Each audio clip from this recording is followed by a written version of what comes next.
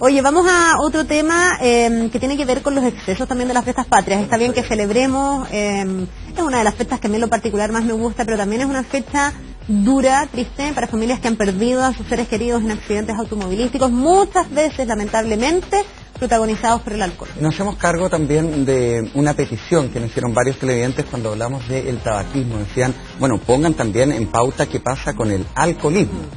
Vamos a hablar con Marcelo Sánchez de la Fundación San Carlos de Maipo, justamente de esto, de cómo prevenir, Marcelo, bienvenido, el exceso de consumo de alcohol y obviamente la incompatibilidad que hay entre eso y el manejar. Bienvenido, muchísimas gracias por estar aquí. Muchas gracias. Mira, este tema de verdad que, tal como tú lo dices, trae consecuencias muy fregadas para muchas familias durante estas fiestas patrias. Ya los accidentes de tránsito son del orden provocan 1.630 fallecidos al año. Y de eso alrededor de un 14% tienen que ver directamente con el alcohol. Entonces, cómo prevenir el alcohol va mucho más adelante en la historia de una persona que el consumo durante las fiestas patrias, y tiene que ver con cómo durante la infancia, durante la adolescencia, los papás intervienen, se involucran, se comunican con los jóvenes y los niños y adolescentes y van llenando esos espacios que muchas veces son espacios que los jóvenes también buscan en el ámbito de probar sus libertades, de probar sin creer que puedan tener ciertas consecuencias tan graves. Entonces, el llamado que nosotros hacemos, la Fundación San Carlos de Maipo ha estado trabajando durante años con los niños, los jóvenes y los adolescentes, pero también hoy día con las familias a través de modelos preventivos, y esos modelos preventivos apuntan a ser corresponsables a la comunidad, a la familia, a la escuela y a los niños en el consumo del alcohol. A mí me da la impresión que esto se relaciona también a un tema más sociocultural. El alcohol está muy relacionado a la celebración. Se dice, bueno, se vienen las fiestas patrias, vamos a quedar como zapatos. Se le dice al mes de septiembre, el mes de septiembre, porque hay que tomar. ¿Por qué pasa? ¿Por qué se relaciona tanto la celebración con el quedar como estropajo producto del alcohol? Bueno, todo eso que tú planteas, Cristian, es que está algo que está a la base del problema, que el nivel de tolerancia, de normalización de las conductas, generalmente anteceden también a la adopción de esos modelos por parte de los niños, los jóvenes y los adolescentes. Cuando nosotros decimos, no, mira, si yo cuando chico salía a carretera no me pasaba nada, o cuando nosotros decimos, no, mira, en las fiestas patrias, o sea, tengamos una ventanita, etcétera. Lo que pasa con el mundo adolescente, y con los jóvenes y con los niños, es que progresivamente van probando los espacios de libertad. Los espacios de libertad son los espacios donde se establece de menor forma el control. Entonces, cuando nosotros los adultos llegamos y decimos, mira, ¿sabes qué? Es septiembre, no nos preocupemos tanto. Bueno, lo que estamos transmitiéndole a los jóvenes y a los niños es, ojo, hay espacios donde ustedes pueden reventarse si quieren y no tener esa culpa. De todas maneras, aquí la línea es súper delgada, porque finalmente cuando un papá tiene que empezar a este tira y afloja con los hijos respecto de sus espacios de libertad, uno podría darle una mala señal como esa, pero también podría excederse en la restricción de tal manera de que tu hijo te desafíe aún más. Entonces es muy difícil la ecuación. ¿De qué manera uno debiese tratar el tema con los hijos? Porque no es tan fácil. Cuando un hijo de, no sé, 14 años, ve que los papás están en un asado y el hijo, por ejemplo, quiere probar una cerveza, ¿un papá debería decirle, no, tú no estás en edad y restringírselo, o debería decirle, ya, mira, prueba la cerveza, pero siempre que tomes lo vas a hacer al lado mío y espero que no lo hagas por tu cuenta, o espero que te quedes en la cerveza y no pases al ron o al pisco? ¿Cómo es muy riesgoso para los papás el saber cómo poner el límite para que tu hijo no se te revele finalmente? Hay una ecuación básica. La primera es que como papás debemos compartir el mundo de los adolescentes y de los jóvenes. Nosotros tenemos que ser capaces de involucrarnos en las cosas cotidianas del colegio, de la familia, de los amigos, etcétera. El segundo elemento es saber con quién se juntan nuestros chicos, cuáles son los códigos que están utilizando, que si las previas se están alargando más, que si se están haciendo más intensas, cuál es el ambiente o el contexto en donde se está realizando. Y el tercer elemento, y ustedes ya lo mencionaron, tiene que ver con modelar conducta. Yo no puedo, lo mismo que en el cigarro, yo no puedo decirle a mi hijo, oye, ¿sabes qué? No fume. Si yo voy a estar con mis amigos tomando, voy a estar siendo excesivo en el consumo, no siendo responsable. Fíjate que en una encuesta del INJUV de hace un par de años, se planteaba que un tercio de los jóvenes, entre 15 y 29 años, un tercio de los jóvenes tomaban hasta borrarse. Se planteaba además que cerca de un 41% de los que habían bebido se subían a un auto de una persona que estaba bajo influencia del alcohol.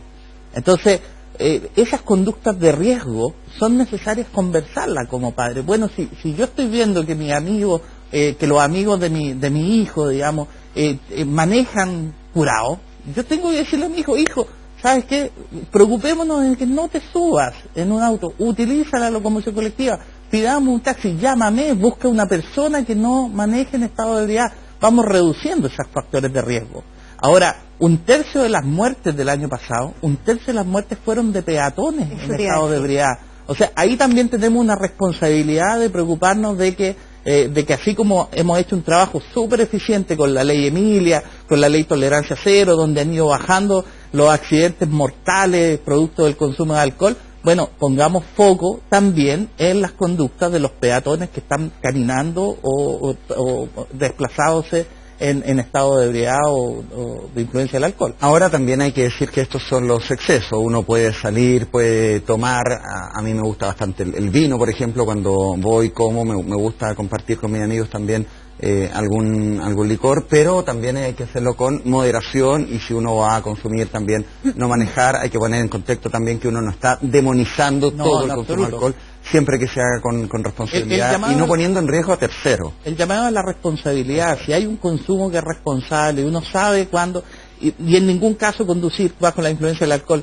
Pero aquí lo fundamental, entender que para los menores de edad no es bueno el consumo bajo ningún punto de vista. Yo quería llegar, porque si quieren decir que yo soy una talibana, etcétera, y que estoy demonizando, yo sí lo demonizo, por lo menos en el caso de los menores de edad, porque hay un daño a la salud del alcohol.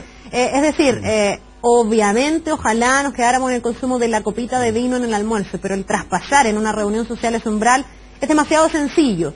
Yo lo que me pregunto es si dentro de toda esta cultura Chile no está haciendo un poco laxo en materia de alcohol, porque al cigarro se le ha perseguido, se han hecho campañas, se ha educado. Tengo la sensación de que hoy día todos somos mucho más conscientes de que no es natural fumarse un cigarro al lado de un niño, pero tomarse un copete en buen chileno al lado de un niño es algo absolutamente cotidiano. Tener publicidades dirigidas a menores de edad, donde la cerveza está relacionada con el partido de fútbol, donde la misma cerveza está relacionada a la fiesta, es absolutamente normal. Yo siento que ahí hay una cultura de la naturalización del alcohol que no se queda solo en la copita de vino, que va mucho más allá y que se dirige muchas veces a menores de edad. Carla, ¿sabes lo que sucede y que lo hace distinto respecto a la población normal? Esto es lo mismo que pasa también con la marihuana. O sea, en la edad joven, en los niños, los adolescentes están formando sus formas de gratificación de placer y tienen todavía su evolución cerebral en desarrollo, y hay neurotransmisores que se activan de una manera distinta. Los adolescentes empiezan a probar el alcohol y empiezan a secretar mucho más dopamina, que es esa sensación de felicidad, de reconocimiento, de placer, que obviamente va sustituyendo otros mecanismos de placer, como por ejemplo que el chico le vaya bien en el colegio, como por ejemplo que sea reconocido por sus padres, como por ejemplo que sea reconocido con sus papás. Entonces, no da lo mismo hablar del consumo en adolescente y en niño que hablar del consumo adulto. El adulto ya tiene su sistema de gratificación definido. ¿Y cuál es la realidad hoy día en Chile? ¿A qué edad los menores de edad están iniciando su consumo de alcohol? Porque me parece súper atendible que no podemos tener el mismo tratamiento para la gente que tiene, 30 años y se toma una copa de vino, como dice Cristian, de manera moderada, a niños de, 14 años que hoy día se emborrachan hasta quedar inconscientes. Los niños están en continua modificación de sus capacidades para ir generando su sistema de recompensas, que es lo que va orientando su conducta. Por lo tanto, claramente hay que tener un tratamiento absolutamente distinto en niños y adolescentes de lo que pueden ser los adultos. ¿A qué edad están partiendo los niños? Están partiendo a los 13 años, a los 13,6 en el caso de hombres y es 13,8 en el caso de las mujeres. Y son el público más cautivo. Es cosa de ver, por ejemplo, el barrio universitario de Santiago, donde hay igual cantidad de universidades a los pubs y que están abiertos de manera diurna y nocturna. Eso te demuestra, ¿cierto?, que son un público súper atractivo justamente para venderles alcohol, y son muy buenos compradores justamente por lo que explicaba. Mira, de los niños de octavo básico a cuarto medio, nosotros tenemos alrededor de un tercio que son usuarios duros, o sea, que son consumidores de alcohol. Estamos hablando de un 36%.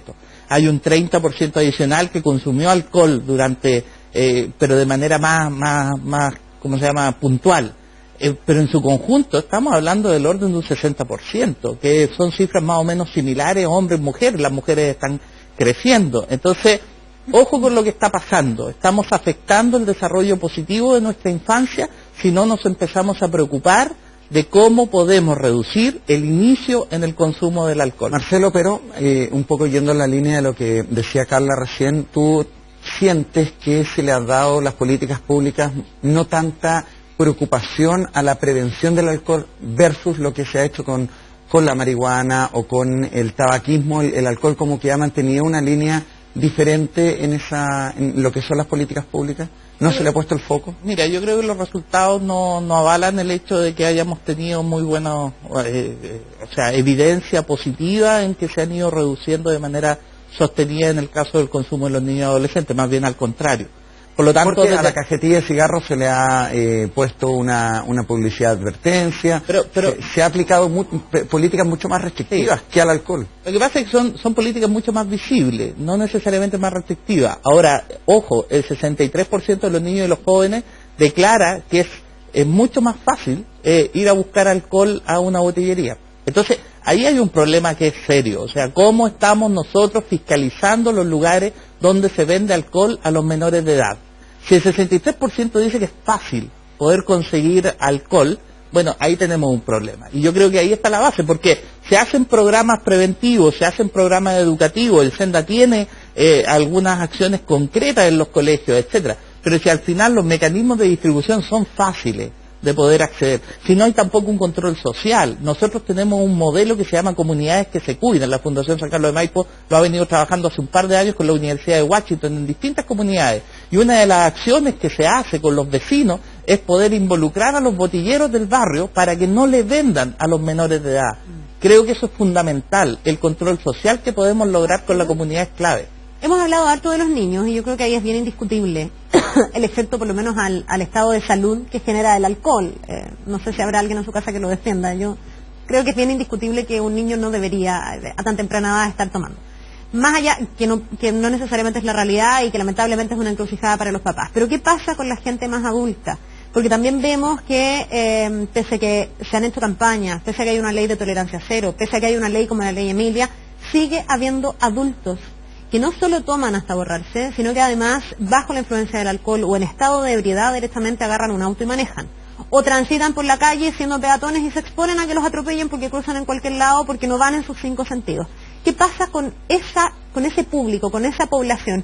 ¿Cuándo uno se puede dar cuenta y hacer un autoanálisis y decir, yo estoy teniendo problemas con el alcohol? ¿Qué es lo normal? ¿Qué es lo sano dentro de la celebración, de la diversión, de a lo mejor estar un poquitito más contento? A lo perjudicial, en el caso de los adultos, porque ahí yo creo que no es tan fácil. Muchos adultos terminan justificando, dicen, yo hasta manejo mejor curado, se lo he escuchado a mucha gente, y que de verdad uno dice afuera, esto ya raya en la idiotez un poco, pero pasa.